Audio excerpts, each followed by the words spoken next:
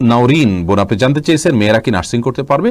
বোন নুসাইবা, আজকের যুগে হাসপাতালগুলোতে যে নার্সিং হয়ে থাকে বা চিকিৎসা কেন্দ্রগুলোতে যে নার্সিং হয়ে থাকে, এখানে মেয়েরা যে অংশগ্রহণ করে সেটা আসলে খুবই বাজে একটা চিত্র এবং দৃশ্য আমরা দেখতে পাই। সেটা হলো একরকম রোগীদেরকে বিনোদন দেওয়া, তাদেরকে খুশি করা, এই উদ্দেশ্যমূলকভাবে মেয়েদেরকেই নার্সিংয়ে বেশিরভাগ ক্ষেত্রে ইউজ করা হয় এবং ছেলেদের উপস্থিতি এই জায়গাতে খুবই কম।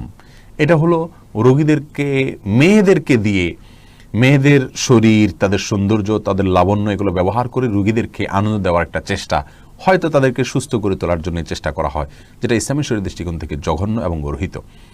যদি কোনো মেয়েদের নার্সিং করে, মেয়েরা যদি পর্দা পশিদার রেখে তারা যদি নার্সিং করতে পারেন, তাহলে ইসলামী শরীয়ত দৃষ্টিকোণ থেকে এখানে নিষিদ্ধের কোনো কিছু নাই।